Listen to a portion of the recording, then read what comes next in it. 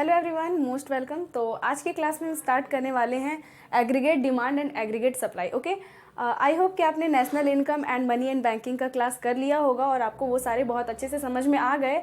So in today's class आज हम ADAS को कंटिन्यू करेंगे। ओके, सो बिना टाइम वेस्ट के let's start.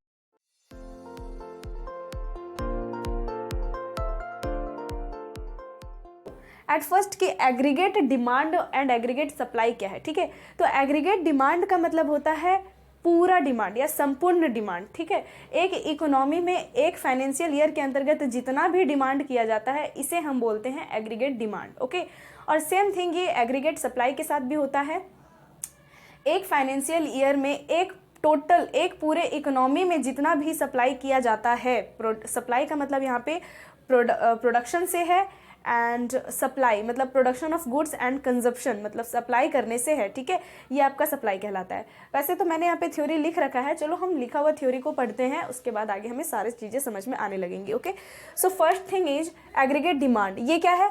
It refers to the total demand for all goods and services in an economy during a financial year. ठीक है, मतलब इसका मतलब है किसी भी इकोनॉमी का टोटल डिमांड, चाहे वो गुड्स एंड सर्विसेज का डिमांड हो, चाहे वो गुड्स का डिमांड हो या फिर वो सर्विसेज का डिमांड हो, किसी भी इकोनॉमी का जो टोटल डिमांड है, ठीक है, एक फाइनेंशियल ईयर में, ठीक है, एक फाइनेंशियल ईयर में, तो इसे हम बोलते हैं aggregate demand. Okay, aggregate demand जिसे हम शॉर्ट में AD भी बोलते हैं। ठीक है, now some components of aggregate demand, मतलब एग्रीगेट डिमांड में कौन कौन से कंपोनेंट्स हैं, क्या क्या इसमें सम्मिलित होते हैं ये। ठीक है, so the first thing is private final consumption expenditure, मतलब किसी भी इंडिविजुअल्स के द्वारा, ठीक है, इंडिविजुअल्स और फर्म्स के द्वारा प्राइवेट कंजप्शन मतलब खुद, मतलब इसका सीधा अर्थ है घरेलू क्षेत्र, मतलब हम और आप। ठीक है, हम लोग जितना भी कंजप्शन करते हैं खुद के लिए, डेली लाइफ के लिए, जो डेली कंजप्शंस होता है वो इसमें होता है, जिसे हम C से डिनोट करते हैं।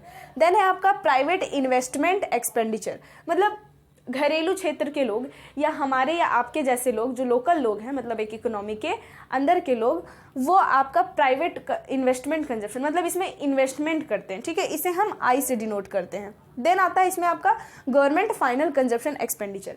गवर्नमेंट फाइनल कंजप्शन एक्सपेंडिचर क्या होता है? तो गवर्नमेंट के द्वारा जितनी भी एक्सपेंडिचर की जाती हैं उन्हें हम गवर्नमेंट फाइनल कंजप्शन एक्सपेंडिचर बोलते हैं, वेदर वो इन्वेस्टमेंट के रूप में हो या फिर सरकार का खुद का कोई, मतलब खुद का नहीं, वो जो भी होता है वो कंट्री के लिए होता है, मतलब अदर कोई इन्वेस्टमेंट के अलावा अगर कोई कंजप्शन है तो वो भी इसमें शामिल होगा।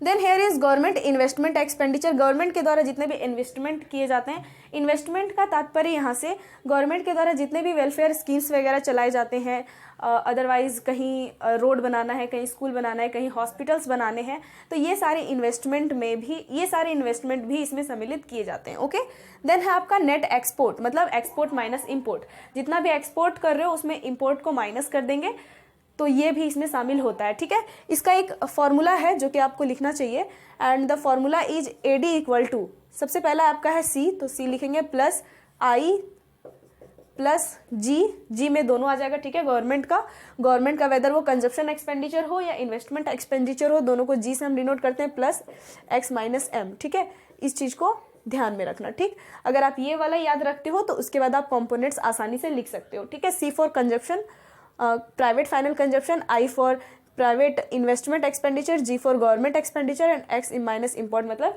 Net export. ओके, आई बात समझ में? तो ये सारी चीजें जो है वो कंपोनेंट्स ऑफ एग्रीगेट डिमांड है। नाउ अब हमें जो समझना है that is two sector economy, मतलब aggregate demand in two sector economy, मतलब दो सेक्टर इकोनॉमी में, मतलब जिसमें आपका एक हाउस होल्ड सेक्टर आता है और एक फर्म आता है। ठीक है, मतलब हाउस होल्ड सेक्टर और फर्म या बिजनेस में एक एग्रीगेट डिमांड का क्या रोल है। ठीक है, मतलब इसमें कैसे होता है aggregate demand two sector economy में। तो टू सेक्टर इकोनॉमी में एग्रीगेट डिमांड को समझने के लिए हमें C और I को समझना होता है। C means consumptions and I means investment. Okay, तो इसमें हमें C, देखो ये है C आपका, C का कर्व मैंने ये बना रखा है। टू सेक्टर इकोनॉमी में total aggregate demand is equal to consumption, मतलब टोटल कंजप्शंस प्लस इन्वेस्टमेंट। ठीक है, पब्लिक का जितना भी कंजप्शन हो रहा है और जितना भी इन्वेस्टमेंट हो रहा है ये इसमें शामिल किए जाते हैं। इसमें आपका है इन टू सेक्टर इकोनॉमी, इसमें आपका है, देखो ये जो कर्व है वो आपका C का कर्व गया हुआ है। ठीक है, मतलब ये कंजप्शन है, ये जो यहाँ पे पार्ट है इसे हम बोलते हैं A बार। ठीक है, या फिर सी बार भी इसे बोला जाता है। ये वो स्थिति है जहाँ पे आपका कंजप्शन जो है वो जैसे ही आपका इनकम बढ़ेगा आपका कंजप्शन बढ़ता चला जाएगा। ठीक है, देखो ये कर्व आपका जो है ना वो बढ़ता चला जा रहा है। इसका तात्पर्य ये है कि जैसे जैसे इनकम बढ़ता है कंजप्शन भी बढ़ता चला जाता है। कभी भी ऐसा नहीं होगा कि आपका इनकम बढ़ रहा है और कंजप्शन आप कम कर दो। ये आप रियल लाइफ में भी अपने देख सकते हो। यदि आपका कोई income of source of income है और वो इंक्रीज हो रहा है तो आपका कंजप्शन भी होने लग जाता है, आप अधिक स्पेंड करने लग जाते हो, राइट। आपका डिमांड बढ़ जाता है चीज़ों को लेकर। तो ये कर्व जो है इसी चीज़ को दर्शाता है कि जब आपका इनकम बढ़ता है आप अपना कंजप्शन करना स्टार्ट कर देते हो, एंड आपका जैसे जैसे लेवल ऑफ इनकम बढ़ता जाता है लेवल ऑफ कंजप्शन भी बढ़ता जाता है। ठीक है, higher the income higher the consumption, lower the income lower the consumption. Understand, ये चीज़ को याद रखना। देन है आपका इन्वेस्टमेंट। देखो इन्वेस्टमेंट क्या होता है, ये आपका कांस्टेंट होता है। कुछ ऐसी चीज़ें हैं जिनका आपका इनकम पे प्रभाव नहीं पड़ता, मतलब इनकम आपका बढ़े या घटे, बट इसका कंजप्शन आप करोगे ही, इसका इन्वेस्टमेंट आप करोगे ही, वो कर्व आपका ये दर्शाता है। ठीक है, अब हम दोनों को अगर मिला दें तो ये आपका कंजप्शन कर्व है, ये आपका एग्रीगेट डिमांड है। इनके बीच के जो डिफरेंस होते हैं उन्हें हम इन्वेस्टमेंट बोलते हैं। अंडरस्टैंड, तो ये 3 कर्व है इसमें, इसे ध्यान में रखना। Next the other thing is aggregate supply. ये आपका एग्रीगेट डिमांड था। एग्रीगेट डिमांड का ये बेसिक था कि एग्रीगेट डिमांड है क्या, ये मैंने बता दिया। अब इसमें कई सारी चीज़ें ऐसी भी है जो इसमें सम्मिलित होती है, वो सारी क्या है हम सारे को समझेंगे, बट सप्लाई से थोड़ा सा छोटा टॉपिक है, इसे भी समझ लेते हैं। ठीक है, एग्रीगेट सप्लाई मतलब आप इसे टोटल सप्लाई भी बोल सकते हो। किसी इकोनॉमी में जो एक फाइनेंशियल ईयर में जितने भी सप्लाई किए जाते हैं, total supply is called aggregate supply. यहाँ पे मैंने लिख रखा है it is the total production. देखो सप्लाई का मतलब प्रोडक्शन, ठीक है, गुड्स एंड सर्विसेज का, और supply of all goods and services in the economy during financial year. मतलब एक फाइनेंशियल ईयर में जितना भी टोटल प्रोडक्शन हो रहा है या सप्लाई हो रहा है गुड्स एंड सर्विसेज का, ये आपका कहलाता है aggregate supply. Okay, aggregate supply, संपूर्ण पूर्ति। ओके, अब यहाँ पे आपका आता है इसमें कौन कौन से फैक्टर्स हैं, मतलब इसके कौन कौन से कंपोनेंट्स हैं। तो इसके जो कंपोनेंट्स हैं वो आपको बहुत ही अच्छे से ध्यान होगा। कंजप्शन है सबसे फर्स्ट तो, ठीक है। कंजप्शन क्या है, तो कंजप्शन है कि इनकम से आप कितना खर्च कर देते हो, ये आपका कंजप्शन है। Here it is the part of income which is spend on consumptions. मतलब कंजप्शन क्या है, it is a part of income. ये इनकम का वो पार्ट है जो खर्च किया जा चुका है, ठीक है, कंजप्शंस के लिए, खुद का मतलब उपभोग करने के लिए। अंडरस्टैंड, तो ये आपका कहलाता है consumption. Then here is saving. इसका जो अदर कंपोनेंट है वो है saving. It is the part of income which is not consumed that is saved. मतलब ये वो पार्ट है इनकम का जिससे आपने कोई कंजप्शन नहीं किया है और उसे सेव कर लिया, तो ये आपका कहलाता है कंजप्शन। ओके, ये आपका कंपोजिशन और सेविंग हो गया, ठीक है। Initially saving is negative but after a stage it is positive. मतलब सेविंग जो है स्टार्टिंग में नेगेटिव जाता है बट बाद में धीरे धीरे फिर ये पॉजिटिव होने लग जाता है। मतलब स्टार्टिंग में जब कोई बिजनेस स्टैब्लिश होता है, ठीक है, तो उसका सेविंग जो है वो नेगेटिव चला जाता है। बिकॉज आप सोच ही सकते हो स्टार्टिंग में अगर आप कोई काम स्टार्ट करते हो तो स्टार्टिंग में आपको उसमें सेव करने का मौका नहीं मिलता। बिकॉज कि आप सेव कैसे करोगे, मतलब वो जो है वो आपका जितना भी चीज़ आपके पास आ रहा है वो सारा आपका एक्सपेंड हो जाता था, ठीक है, हो जाता है स्टार्टिंग में। तो यही यहाँ पे लिखा है initially saving is negative. Starting में सेविंग जो है वो नेगेटिव जाता है बट आफ्टर अ स्टेज, मतलब एक स्टेज पार कर लेने के बाद, एक अच्छी खासी इनकम जनरेट कर लेने के बाद आपका जो है वो ये भी पॉजिटिव हो जाता है। AS is equal to C+S, ये फॉर्मूला याद रखना। AS it means aggregate supply, C+S, C means consumptions and S means saving. Okay, saving plus consumption. Okay, तो ये आपका AS का था, ठीक है। आई होप कि आपको बेसिक समझ में आ गया what is aggregate demand and what is aggregate supply. इसे आप सुन के खुद से लिखने का प्रयास करना सो दैट कि आपको ये बहुत ही अच्छे से समझ में आ जाए। Okay, now the next thing is break even point. Break even point में हम एक पॉइंट की बात करते हैं। ये कौन सी पॉइंट है, तो the point when consumptions and income are equal. ये एक वैसा पॉइंट है जहाँ पे आपका इनकम और कंजप्शन दोनों बराबर है। इट मीन्स दैट आप जितना अर्न कर रहे हो उतना ही आप सारा का सारा कंजप्शन में अपना लगा दे रहे हो, सारा का सारा आप उपभोग कर ले रहे हो, तो वो आपका जो पॉइंट कहलाता है that is called break even point. देखो मैंने लिखा है it is a point when income is equal to consumption. Income जो है आपका कंजप्शन के बराबर होता है, जितना आप अर्न कर रहे हो उतना सारा का सारा आपने कंज्यूम कर लिया। Okay, now savings are equal to zero, क्योंकि यहाँ पे सेविंग आपका कैसे होगा, आपने जितना अर्न किया उतना सारा का सारा यदि आपने कंज्यूम कर लिया तो आपके पास तो सेविंग बचा ही नहीं। इफ़ आप 10,000 अर्न कर रहे हो और 10,000 का 10,000 सारा का सारा आपने कंज्यूम कर लिया तो आपका सेविंग क्या होगा, जीरो। सेविंग करने लायक कुछ बचा ही नहीं है आपके पास। अंडरस्टैंड ना? I hope you are getting my point. देखो इसे हम कर्व से समझते हैं। ये आपका एक कर्व है, ये जो लाइन गया है ये आपका इनकम का गया है, जो ऐसे जो लाइन गया है, ठीक है।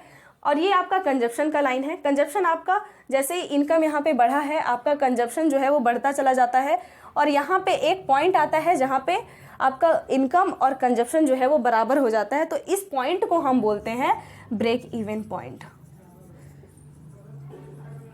Understand? I hope you are getting this. Now अब जो चीज़ है वो है equilibrium level of output income, मतलब आउटपुट किसी भी उत्पाद या इनकम का संतुलन स्तर, ठीक है। संतुलित स्तर क्या है, ठीक है। तो ये क्या है, एडी, इसमें कुछ अप्रोच हैं। जो सबसे फर्स्ट है वो एडीएएस अप्रोच है, मतलब aggregate demand and aggregate supply approach. इसमें एग्रीगेट डिमांड अलग बोलता है, एग्रीगेट सप्लाई अलग बोलता है, तो इसे समझना है। In this approach equilibrium level output, it means GDP, is achieved when aggregate demand is equal to planned investment. मतलब जितना भी इन्वेस्टमेंट का प्लानिंग किया गया था उतना ही डिमांड, मतलब उतना ही एग्रीगेट डिमांड हो गया, संपूर्ण डिमांड भी उतना ही है, बराबर है दोनों।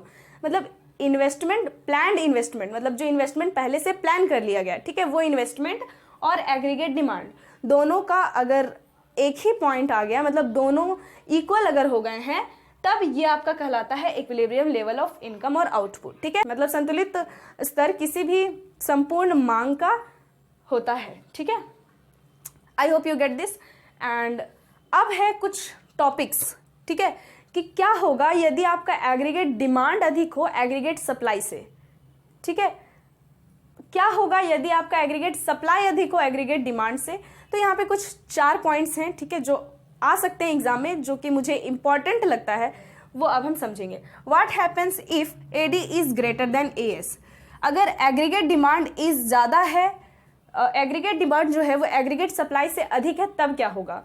तो देखो अगर एग्रीगेट डिमांड ज़्यादा है सप्लाई से, मतलब आपके पास प्रोडक्ट तो कम है बट उसको खरीदने वाले अधिक लोग हैं, तब इस स्थिति में क्या करोगे। आप सारे के सारे सबको तो मिल नहीं सकते, तो इस स्थिति में महंगाई बढ़ती है और प्राइस जो है वो प्रोडक्ट का बढ़ता है, ठीक है। यदि आपके पास एक मार्कर है और खरीदने वाले 5 लोग हैं, ठीक है, तो आप कैसे दोगे 5 को, नहीं दे सकते ना। तो क्या होता है कि जो प्रोड्यूसर्स हैं या और भी जो इनकम फैक्टर्स देखते हैं, ठीक है, जो इकोनॉमी देखते हैं, वो लोग क्या करते हैं, इस मार्कर का प्राइस इंक्रीज कर देंगे, ठीक है। पहले ये 30 का मिलता था तो अब 50 का मिलेगा।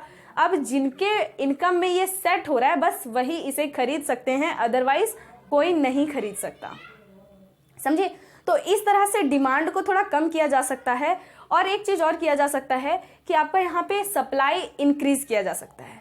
मतलब अगर 5 लोग हैं मार्कर का डिमांड कर रहे हैं, मेरे पास 1 मार्कर है, तो 4 मार्कर का प्रोडक्शन हम और कर देंगे, ठीक है। ये भी एक पॉइंट है, सो दैट की सप्लाई अधिक से अधिक हो। और ये जो प्रोडक्शन मतलब सप्लाई अधिक होना, ये इकोनॉमी के लिए अच्छा भी होता है, पॉजिटिव माना जाता है।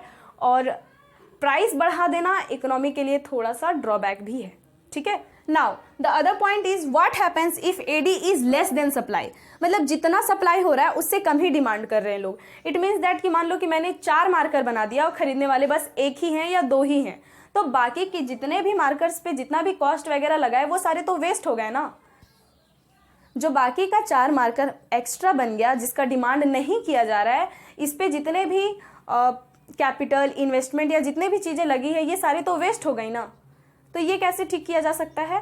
तो इसे बस एक तरीका है ठीक करने का, या तो मतलब 2 तरीके हैं, या तो प्राइस कम कर दिया जाए वस्तुओं का सो दैट कि कम इनकम वाले लोग भी उसे खरीद पाएँ, और अदर थिंग इज कि सप्लाई कम कर दिया जाए, ठीक है, सो दैट कि आपका कैपिटल गुड्स वेजेस सभी चीज़ों का बचत हो जाए, वेस्ट ना हो, ठीक है। देन है आपका what if saving is income then investment. अगर सेविंग अधिक है इन्वेस्टमेंट से तब क्या होना चाहिए?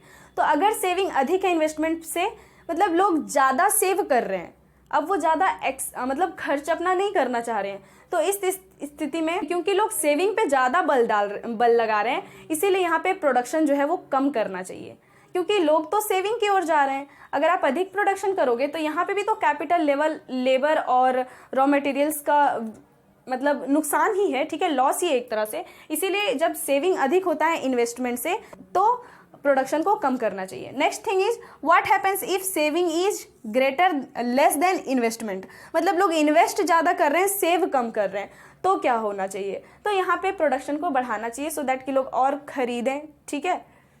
बस तो ये है इसका 4 मेन पॉइंट। याद रखना 2 तरीके हैं, प्राइस का एक और एक प्रोडक्शन का, ठीक है। अगर कम हो रहा है तो प्राइस बढ़ा, अगर ज़्यादा डिमांड कर रहे हैं तो प्राइस को भी आप बढ़ा सकते हो, अदरवाइज प्रोडक्शन भी बढ़ा सकते हो। जो मेन पॉइंट है वो है प्रोडक्शन बढ़ाना, ठीक है। प्राइस वाला थोड़ा एक नेगेटिव इफेक्ट लाता है, ठीक है। Next thing is excess demand, ये बहुत ही इंपॉर्टेंट पॉइंट है। एक इक्विलिब्रियम लेवल, ये चारों, and access demand and deficient demand, ये एक बहुत ही ज़्यादा इंपॉर्टेंट टॉपिक है। तो मेक श्योर कि आप ये चीज़ को बहुत ही अच्छे से समझना। आपका है एक्सेस डिमांड। एक्सेस डिमांड का मतलब होता है, इसे हम बोलते हैं अतिरेक मांग इन हिंदी। इसका मतलब क्या है कि जब डिमांड अधिक होने लग जाए, मतलब सप्लाई तो नहीं कर पा रहे हो उतना, लेकिन डिमांड बहुत अधिक हो रहा है, तो क्या होगा? तो ये क्या है, ठीक है। तो it refers to the situation when aggregate demand is more than aggregate supply, ठीक है। एग्रीगेट डिमांड जो है वो ज़्यादा है, सप्लाई से अधिक है, तो ये आपका एक्सेस डिमांड कहलाता है।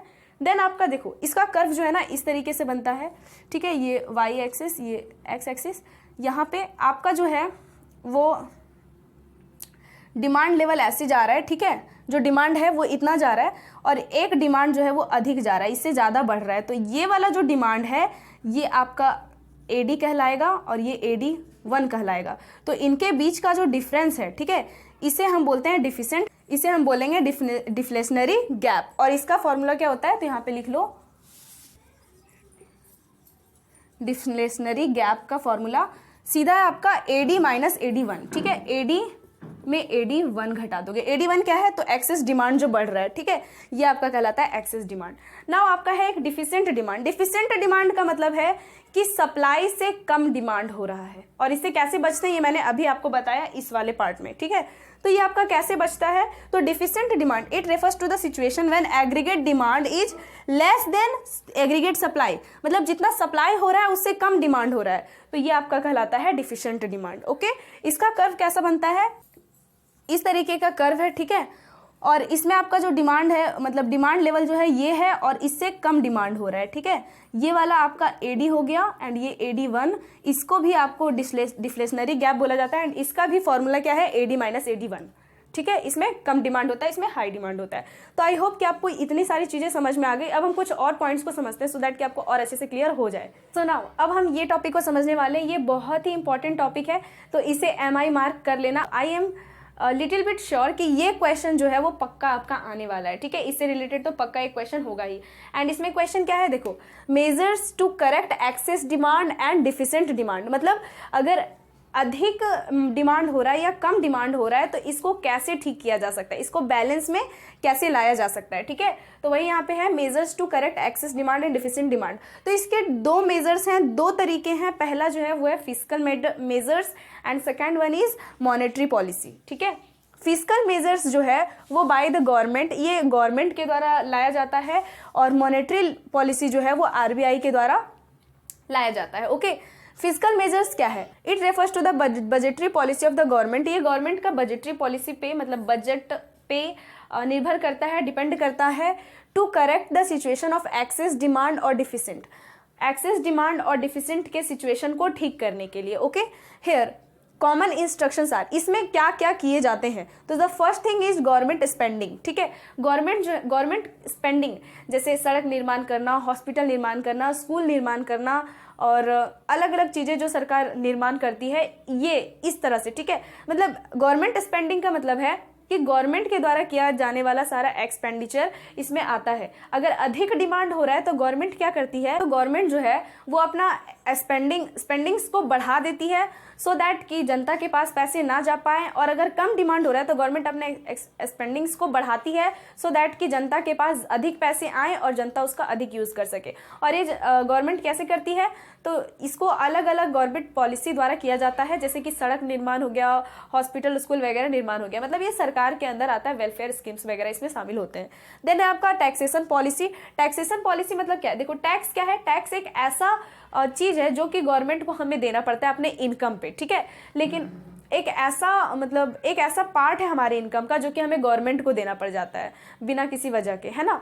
तो गवर्नमेंट को जो पार्ट हम टैक्स का देते हैं, यदि वो टैक्स का पार्ट वो बढ़ा दें तो हमारे पास कम पैसे बचेंगे स्पेंड करने के लिए। तो ऐसा किया जाता है जब आपका डिफिसिट और एक्सेस डिमांड हो, ठीक है। अगर एक्सेस डिमांड है तो सरकार क्या करेगी, टैक्स रेट को बढ़ा देगी। इससे क्या होगा कि लोग अधिक टैक्स देंगे और कम स्पेंड करेंगे और डिमांड को लेवल में कर लेंगे, ठीक है, मतलब कम कर लेंगे। वहीं अगर डिफिसेंट डिमांड है, डिमांड कम हो रहा है, तो यहाँ पे क्या होगा, टैक्स का जो रेट है वो कम कर दिया जाएगा सो दैट कि लोग अधिक डिमांड कर सके, ठीक है।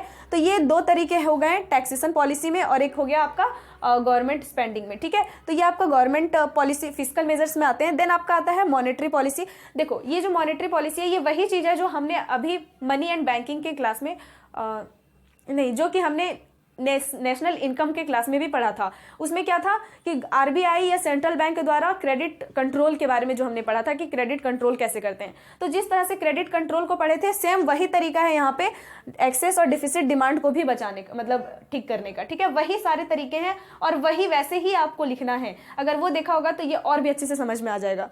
ये क्या है, देखो दो तरीके हैं, पहला तो है क्वांटिटेटिव एंड क्वालिटेटिव, ठीक है। पहला क्वांटिटेटिव में है bank rates and repo rates. Bank rate और रेपो रेट में अगर बढ़ोतरी कर दी जाए, अगर लोग अधिक डिमांड कर रहे हैं तो बैंक रेट्स या रेपो रेट में बढ़ा दिया जाता है, इसे इंक्रीज कर दिया जाता है सो दैट कि लोग कम डिमांड कर पाए, उनके पास कम पैसे बचे और वो कम डिमांड कर पाए, ठीक है, मतलब उन्हें बैंक से लोन ना मिल पाए और वो कम डिमांड कर पाए।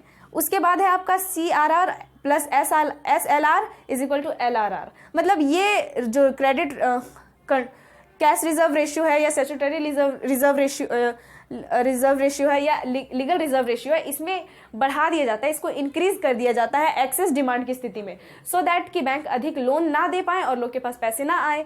और वहीं अपोजिट कर दिया जाता है अगर डिफिसेंट डिमांड है, डिमांड अगर कम हो रहा है तो इन रेट्स को कम किया जाता है सो दैट कि लोग अधिक से अधिक लोन लें और मार्केट में फिर उनके पास इनकम आए और वो सारी चीजें फिर से डिमांड करने लग जाए, ठीक है। देखो ये एक्सेस डिमांड और डिफिसिएंट डिमांड दोनों ही हमारी इकोनॉमी के लिए ठीक नहीं है, ये बैलेंस में होने चाहिए तभी हमारा इकोनॉमी अच्छा है। और ये बहुत ही कम ही स्थिति ऐसा होता है जब एक्सेस डिमांड एंड डिफिसिएंट डिमांड हमारा बैलेंस में हो, ठीक है।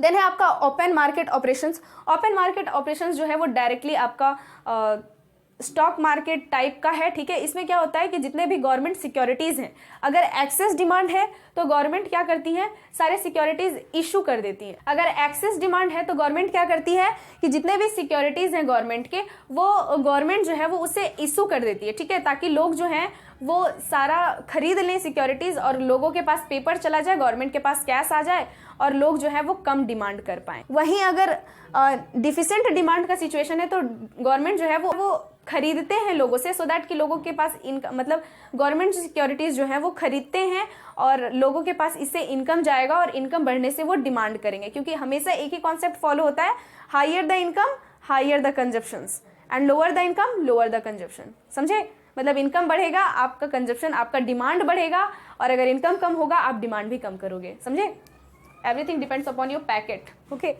Now it's qualitative monetary policy. इसमें क्या है, मार्जिनल रिक्वायरमेंट। मार्जिनल रिक्वायरमेंट का मतलब है कि जितना भी आप लोन लेते हो उसके लोन, जितना भी आप लोन ले रहे हो उससे अधिक प्राइस जो है वो, उससे अधिक प्राइस का जो है वो आपको बॉन्ड्स रखने पड़ जाते हैं, मतलब उससे अधिक प्राइस का आपको सिक्योरिटीज या कोलेट्रल रखना पड़ जाता है, राइट ना। अगर आप 15 लाख लोन ले रहे हो तो उसके बदले में आपको 20 या 21 लाख रुपीज जो है वो आपको लाख का प्रॉपर्टी जो है वो आपको बैंक को कोलेटरल के रूप में रखना पड़ेगा। अंडरस्टैंड? तो ये आपका होता है मार्जिनल रिक्वायरमेंट्स। अगर एक्सेस डिमांड है तो मार्जिनल रिक्वायरमेंट्स को बढ़ा दिया जाता है, ठीक है, और अगर डिफिशिएंट डिमांड है तो मार्जिनल रिक्वायरमेंट्स कम कर दिया जाता है। मतलब अगर डिमांड कम कर रहे हैं लोग तो ये जो है ना मार्जिनल रिक्वायरमेंट वो कम कर दिया जाता है, लोग का कम कोलेटरल के रूप में रहता है प्रॉपर्टी, और इससे लोग ज़्यादा लोन लेंगे, और ज़्यादा लोन लेंगे तो उनके पास पैसे ज़्यादा होंगे, और पैसे ज़्यादा होंगे तो वो डिमांड भी ज़्यादा करेंगे। तो इस तरह से डिफिशिएंट डिमांड और एक्सेस डिमांड को लेवल अप किया जाता है। Next thing is moral suasion. Moral suasion क्या है? तो मोरल सुएशन एक ऐसा स्थिति है जिसमें आरबीआई जो है वो अदर बैंकों को एक सलाह देती है कि भाई अब लोन किसी को नहीं देना है, ठीक है, जितने भी लोग आएंगे अब लोन नहीं देना है किसी को एक्सेप्ट फार्मर्स को दे सकते हैं। देन आपका क्रेडिट रेशनिंग। क्रेडिट रेशनिंग का मतलब है कि एक लेवल लगा दिया जाता है कि इस लेवल के बाद अब किसी को लोन नहीं देना है, ठीक है, बैंकों पे, ठीक है। तो ये आपका कुछ प्रोसेस है मॉनेटरी पॉलिसी बाय आरबीआई के, ठीक है। ये सारे बहुत ही ईजी हैं एंड इंपॉर्टेंट हैं। जस्ट आपको क्या करना है, एक रिवीजन करना है, एक अपने मन से आंसर लिखना है बिना देखे सुन के समझ के, ठीक है। तो आपका ये बहुत ही अच्छे से रिवीजन हो जाएगा एंड ये टॉपिक बहुत इंपॉर्टेंट है, MI मार्क कर लेना इसे, ठीक है, मोस्ट इंपॉर्टेंट टॉपिक। नाउ अब हमें पढ़ना है propensity to consume and propensity to save. ये क्या होता है propensity to consume and propensity to save? इसका मतलब है कि आपके इनकम का और कंज्यूम और सेव करने के बीच का रिलेशनशिप क्या है, ठीक है। इसे हम कैसे समझते हैं इसे अब समझेंगे। तो the first thing is APC. इसका दो रूप है, एक होता है एपी और एमपी, एक होता है एवरेज और एक होता है मार्जिनल। तो पहले एवरेज को समझते हैं, उसके बाद हम मार्जिनल को समझेंगे। एपीसी क्या है? एवरेज प्रोपेंसिटी टू कंज्यूम, मतलब एवरेज प्रोपेंसिटी टू कंज्यूम। ये क्या है? इनकम का वो पार्ट जिसे आपने खर्च कर दिया, कंज्यूम कर लिया, ठीक है। देखो क्या है, it is a part of income which is consumed. Income का वो पार्ट जिसे आपने कंज्यूम कर लिया, और it shows the relationship between consumption and the income. ये इनकम और कंजप्शन के बीच का रिलेशन दिखाता है। लाइक आपने 10,000 इनकम किया है और 7,000 कंजप्शन कर दिया, तो 7:10। अंडरस्टैंड? इस तरीके से इसका फॉर्मूला क्या है? फॉर्मूला की तो बात ही नहीं है, जितना आपका इनकम है वो नीचे रहेगा, जितना आपने कंजप्शन किया वो ऊपर रहेगा, ठीक है। देखो यहाँ पे APC is equal to Y means income. यहाँ पे आई मीन्स इनकम नहीं है, आई मीन्स इकोनॉमिक्स में इन्वेस्टमेंट होता है, वाई मीन्स इनकम, ठीक है। वाई मीन्स इनकम और सी मीन्स कंजप्शन। तो सी अपॉन वाई होता है, ठीक है। ये देखो कंजप्शन जो है वो आपका 1 हो सकता है। 1 मीन्स आपने जितना इनकम किया उतना का उतना पूरा सारा खर्च कर दिया, तो ये आपका 1 हो जाएगा, ठीक है। APC can be less than 1। ये 1 से कम हो सकता है जब आपका इनकम अधिक है और आपने कंजप्शन कम किया है, तब इस स्थिति में आपका एपीसी जो है वो कम आएगा। देन है आपका APC can be more than 1। ये 1 से ज्यादा हो सकता है जब आपका इनकम से ज्यादा आपने एक्सपेंस कर दिया, ठीक है। आपका कंजप्शन जो है वो इनकम से अधिक होगा, जब ऊपर अधिक होगा नीचे कम होगा, तब ये आपका मोर देन 1 होगा, ठीक है। Then it can't be 0। ये 0 कभी नहीं हो सकता। ऐसा कभी नहीं होगा कि आपने कोई भी कंजप्शन ना किया हो, समझे। नेक्स्ट थिंग इज एपीएस, ठीक है, एवरेज प्रोपेंसिटी टू सेव। ये हमने पढ़ा कंज्यूम करने का, ठीक है। ये एवरेज प्रोपेंसिटी टू कंज्यूम मतलब आप कितना कंज्यूम कर रहे हो अपने इनकम का पार्ट। अब हम पढ़ रहे हैं एपीएस, मतलब आप अपने इनकम के कितने पार्ट सेव कर ले रहे हो। सो ये पार्ट है APS, average propensity to save. It is the part of income which is saved. ये इनकम का वो पार्ट है जिसे आप सेव कर लेते हो, ठीक है। इनकम का वो पार्ट जिसे आप सेव कर लेते हो। बहुत ही अच्छा चीज है ना। चलो देखते हैं। It shows relationship between savings and income. ये आपके इनकम और सेविंग के बीच के रिलेशनशिप को दर्शाता है, ठीक है, कि आप कितना इनकम कर रहे हो और कितना आप सेव कर रहे हो, ये आपका इसमें बताता है एपीएस में। इसका फॉर्मूला सीधा है, जितना आपका इनकम है अपॉन, मतलब जितना आपने सेविंग किया अपॉन इनकम। आपके इनकम में से कितना पार्ट आपने सेविंग किया, अब वो ऊपर होगा, एंड डिनोमिनेटर में तो पता ही है, न्यूमरेटर डिनोमिनेटर, ठीक है। ये क्या है, देखो आपका जो एपीएस है हो सकता है, मतलब आपका जो सेविंग है वो नेगेटिव हो सकता है। मतलब एपीएस जो है, एवरेज प्रोपेंसिटी टू सेव जो है, वो आपका नेगेटिव हो सकता है अगर आपका सेविंग जो है वो नेगेटिव है। मतलब आपने सेविंग माइनस में कर दिया, मतलब एक्स्ट्रा खर्च कर दिया, तो यहाँ पे आपका एपीएस जो है वो नेगेटिव हो जाएगा। वहीं आपका ये एपीएस जो है वो 0 हो सकता है जब आपने कुछ भी सेव नहीं किया है, ठीक है। APS is equal to 0 by, यहाँ नीचे अगर ऊपर 0 है इसका मतलब कि 0 हो जाएगा ना। हाँ, तो अगर आपने कुछ भी सेव नहीं किया है तो एपीएस आपका 0 हो जाएगा। Then it can be positive. ये पॉजिटिव हो सकता है जब आपका एस जो है वो पॉजिटिव हो, मतलब आपने जो भी अमाउंट कुछ सेव किया हो तो ये आपका प्लस में आएगा, मतलब पॉजिटिव आएगा। देन इट कांट बी 1, ये 1 कभी नहीं हो सकता। ये स्थिति कभी नहीं आएगी कि आपने जितना इनकम किया उतना सारा का सारा आपने सेव कर लिया, ये तो कभी नहीं हो सकता। आपने जितना इनकम लिया है उससे कुछ पार्ट आप सेव कर सकते हो, कुछ पार्ट आप कंज्यूम कर सकते हो, बट ऐसा नहीं हो सकता आप पूरा का पूरा कंज्यूम कर सकते हो तो आपका यहाँ पे एपीसी जो है वो 1 हो जाता है, लेकिन आप पूरा का पूरा सेव नहीं कर सकते, नेवर। आप ट्राई करके भी देख लेना अगर इकोनॉमिक्स का लैंग्वेज समझ नहीं आ रहा तो, ठीक है। देन आपका है MPC, marginal propensity to consume. Marginal, अब यहाँ पे हम मार्जिनल समझते हैं। मार्जिनल का मतलब क्या, चेंज दर्शाता है, ठीक है। मतलब आपके इनकम का और आपके कंजप्शन के बीच का चेंज, ठीक है। ये एक लिमिटेड पीरियड के लिए होता है, जैसे पिछले मंथ का और इस मंथ का आप कर सकते हो डिफरेंस, ठीक है, या एक अलग पॉइंट पे आपका ये कैलकुलेट होता है। It shows change in consumption, consumption में जो चेंज होगा due to change in income, आपके इनकम में चेंज होने के कारण आपने कंजप्शन में भी चेंज कर दिया, ये इसे दर्शाता है। लाइक आपका इनकम पहले अधिक था तो और कंजप्शन भी ठीक ठाक था, मतलब इनकम के लेवल में था, लेकिन अब आपका इनकम बढ़ गया तो आपने कंजप्शन भी तो बढ़ा दिया, तो वो इससे पता चलेगा एमपीसी से, ठीक है, कि कितना बढ़ा, कितना घटा, कितना आपने क्या किया, किस रेशियो में किया। तो इसका फॉर्मूला है MPC is equal to delta C by delta Y, ठीक है, मतलब change in C by change in Y. C में जितना चेंज हुआ है वो और वाई में जितना चेंज हुआ है वो, एक पीरियड पे, ठीक है, डिफरेंस निकाल के करना। और हाँ, वन मोर थिंग, एपीसी, एक चीज हमेशा याद रखना, APC plus APS is equal to 1 always, APC is equal to APS हमेशा 1 होगा, ठीक है। देन है आपका ये change in C by change in Y, मतलब change in consumption by change in income. उसके बाद है MPS, marginal propensity to save, मतलब अब आपका इनकम और सेविंग के बीच का डिफरेंस को बताया जा रहा है, ठीक है। It shows change in saving due to change in income, income में चेंज होने के कारण आपका सेविंग में भी बदलाव हो गया, तो ये आपका एमपीएस कहलाता है। एमपीएस का फॉर्मूला है सीधा change in saving by change in Y. ये आपका एक पॉइंट पे निकलता है, मैंने बताया, क्योंकि चेंज पता करने के लिए 2 पॉइंट होना तो जरूरी है ना। एक ही पॉइंट पे आप चेंज कैसे पता करोगे, 2 पॉइंट होंगे, एक पहले का और एक अब का, या कुछ भी एक अलग अलग टाइप का होगा, और आप उसमें पता करोगे कि कितना सेव करना है, मतलब कितना आपने सेव किया। मतलब पहले अगर 1 था तो अभी 2 है, इट मीन्स कि 1 आपने सेव कर लिया तो 1 ऊपर लिख दोगे। पहले आपका इनकम 1000 था, अब 5000 है, तो 4000 इंक्रीज हुआ ना, तो 4000 नीचे लिख दोगे। तो इस तरीके से आपका होता है। आई होप कि आपको ये चैप्टर समझ में आ गया। बहुत ही वाइड चैप्टर था, लंबा चैप्टर था, दैट्स वाई इसका वीडियो भी थोड़ा लॉन्ग हो गया, but don't worry, I hope कि मैंने आपको अच्छे से समझा पाया। And if you like this video then please share it with your friends and yes friends, ताकि वो अच्छे मार्क्स अचीव कर पाए। 1 like at least, okay, bye bye.